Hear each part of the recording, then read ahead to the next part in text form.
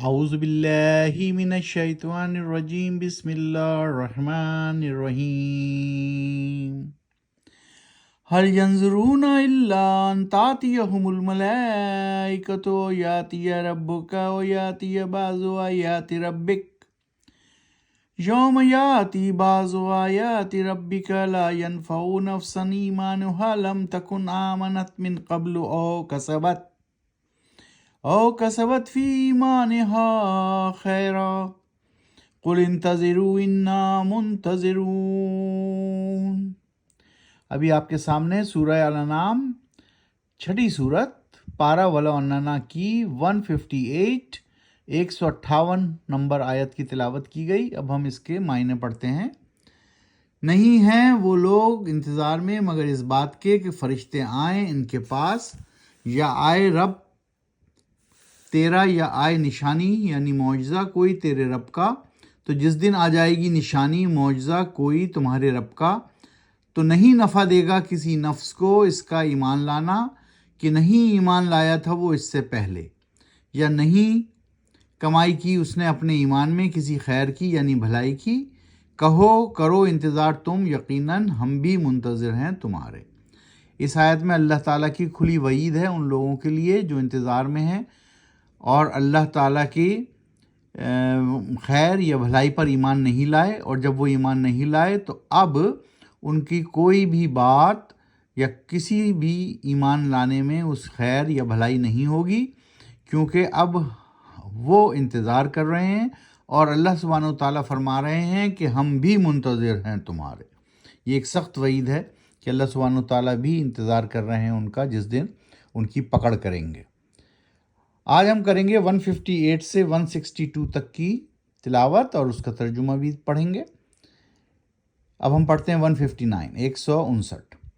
ان الذین فرقوا دینہم وکانوا شیعا لست منہم فی شیء انما امرہم الی اللہ ثم ینبئہم بما کانوا یفعلون۔ یقیناً وہ لوگ جنہوں نے فرقہ بازی کی اپنے دین اسلام میں اور بن گئے گروہ گروہ نہیں ہے، اے نبی صلی اللہ علیہ وسلم تمہارا ان سے کوئی واسطہ کسی بھی چیز میں۔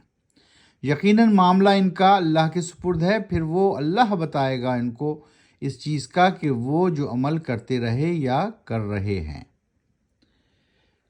160 آیت نمبر 160۔ سورت کون سی ہے؟ سورہ الانعام۔ سورہ الانعام مکی صورت ہے اور اس میں کل کتنی آیات ہیں؟ 165 165۔ اب ہم کون سی پڑھیں؟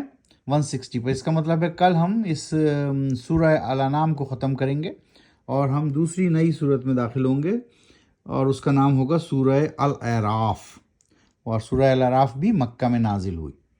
سورہ الانعام بھی مکی ہے، اس میں 165 آیات ہیں۔ ابھی ہم 160 کی تلاوت کرتے ہیں۔ من جاء بالحسنۃ فلہ عشر امثالها ومن جاء بالسیئۃ فلا یجزی الا مثلها وهم لا یظلمون۔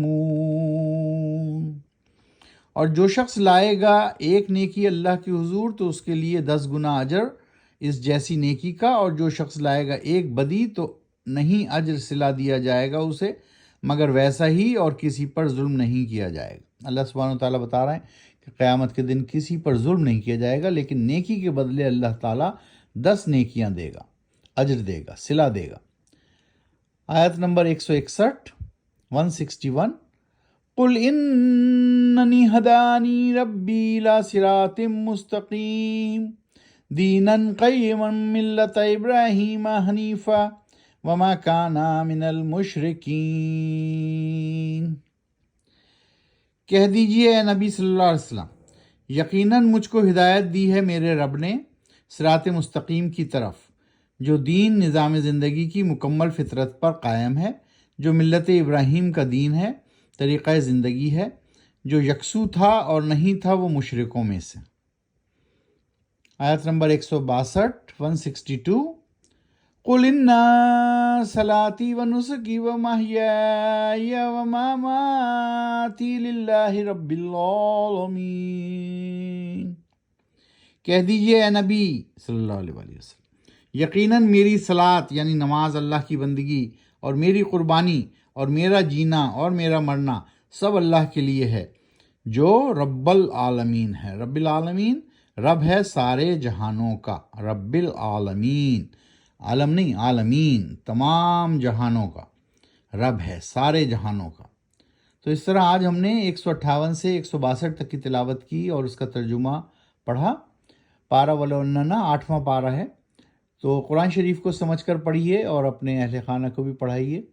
اور یہ صرف 5 منٹ کی ریکارڈنگ ہم اس لیے کرتے ہیں کہ آپ جب بھی ٹائم ملے اس کو پڑھ لیں، معنی کے ساتھ پڑھنے کا زیادہ اجر ہے، قرآن شریف پڑھنے کا ویسے بھی اجر ہے، اور اس کو اپنی زندگی میں نافذ کرنے کا تو جواب ہی نہیں، کیونکہ اس کا اجر دیکھیں اللہ سبحانہ و تعالیٰ کہہ رہے ہیں کہ ہمارے لیے ہی نماز ہے، اور صلاۃ ہے یعنی نماز وہ اللہ کی بندگی ہے، اور قربانی یہ بہت ہی اچھی آیت ہے اور سمجھنے کی بات ہے۔ قل ان صلاتی و نسکی و محیای و مماتی للہ رب العالمین، کہہ دیجئے اے نبی صلی اللہ علیہ وسلم، یعنی میری صلاۃ نماز اللہ کی بندگی اور میری قربانی اور میرا جینا اور میرا مرنا سب اللہ کے لیے ہے۔ سو اپنی زندگیوں کو قرآن و سنت کی روشنی میں ترتیب دیجئے، یہی ضابطۂ اخلاق اور کامیابی کا راستہ ہے۔ صدق اللہ العظیم۔